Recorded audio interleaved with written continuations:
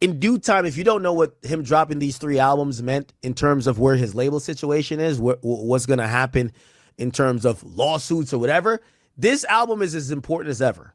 You get what I'm saying? This album is the play.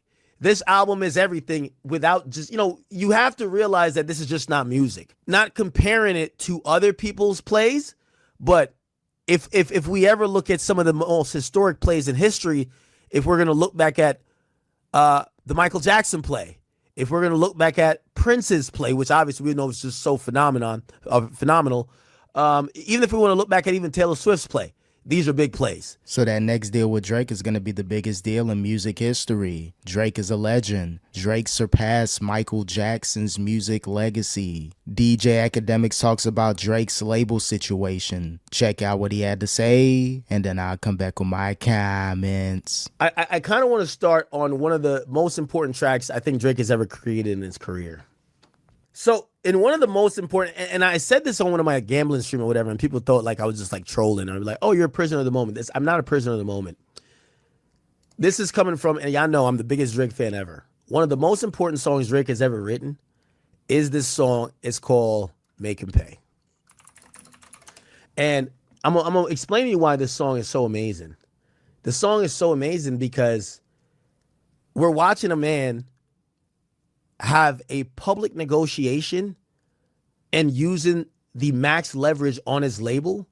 It's a conversation to his label, not through lawyer terms, but through an artist terms. It's a conversation to the game, everybody who switched up on him, everybody thought he was finished. It's a conversation to his fans, and it's a conversation on letting them know how above them he is in terms of just skill, success, and everything else. Yeah, as far as that song overall, Make Them Pay, probably one of Drake's best lyrical songs just because of the climate that he's in his career. You got a huge label situation. You had the back and forth with Kendrick, the industry turning on him. The album as a whole, Iceman, was a solid project, but Make Them Pay, that's letting all the labels know anybody that wants to deal with Drake, you're going to have to pay up a lot of money, and he's going to try to get as much money as possible with his next deal. Drake destroyed all of his haters.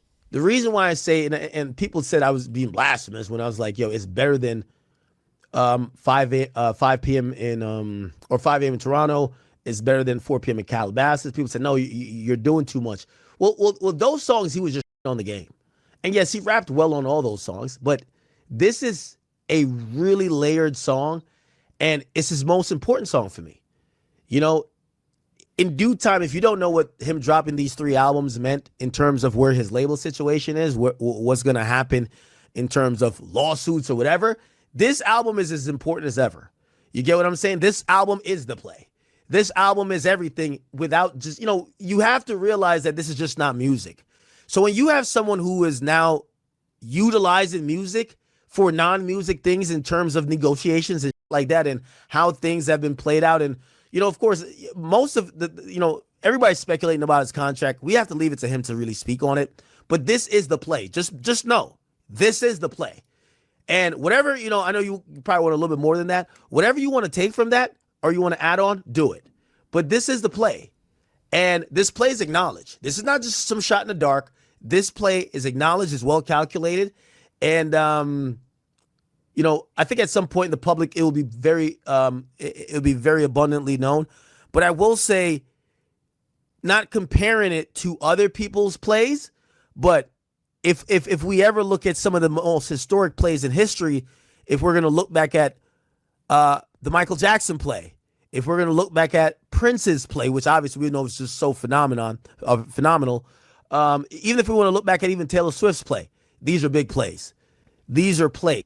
Yeah, Drake definitely putting up a play right now on the labels, on the music industry. What he's trying to do, getting out that contract and then trying to get a huge deal. I'm hearing things like $1 billion plus, investors coming in. Drake is its own entity. It's its own business. It can power a lot. So you want to make sure you can acquire Drake to some capacity. So that next deal with Drake is going to be the biggest deal in music history. Drake is a legend. Drake surpassed Michael Jackson's music legacy.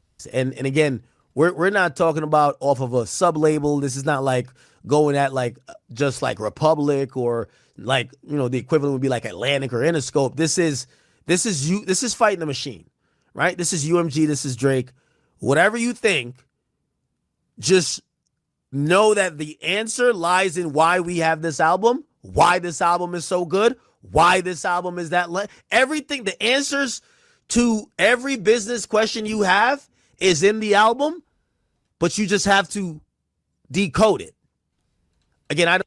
Yeah, he took a lot of shots. The song with 21 Savage, the Bees on the Table, again with the Make 'Em Cry, Make 'Em Pay, everything surrounding Drake and the Iceman album that was letting the industry know, hey, I may be a free agent, I may go independent. There's a lot of things Drake can do. I know the other two albums after Iceman only sold about 100K a piece, but Iceman was supposed to lead the charge, and they ate off Iceman. But yeah, realistically, he just did that to try to, you know, get even with the label, shore up his albums, make sure he completed his obligations, and he can hit the open market. Drake is a musical business genius.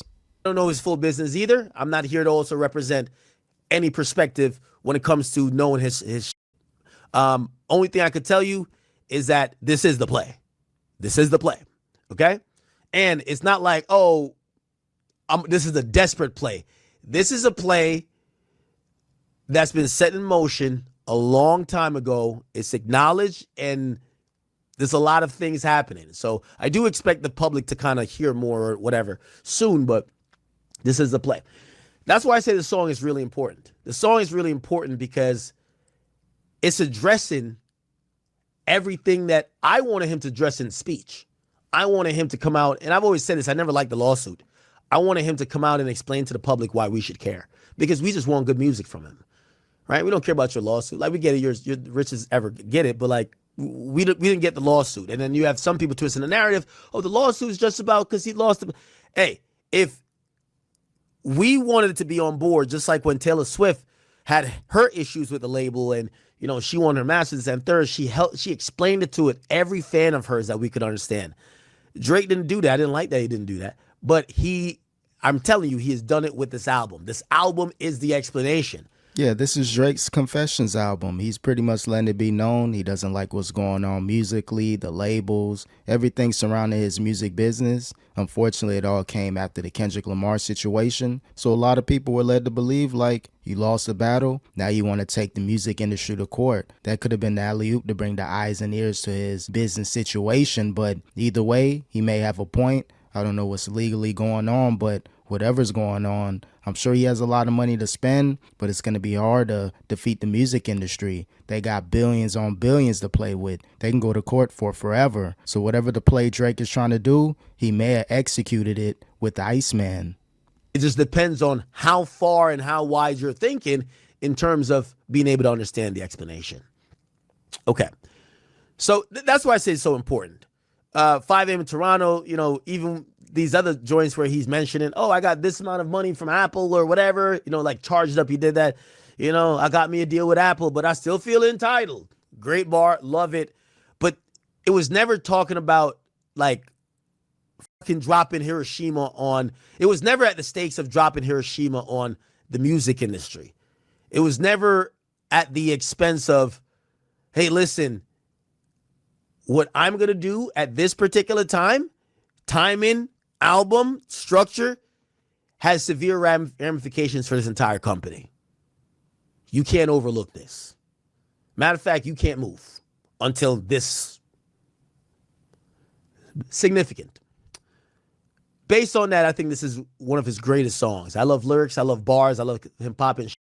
But when you know it's not just only clowning a bunch of unsuccessful rappers, but it has this amount of weight to it, you realize you said, no, this guy is a master.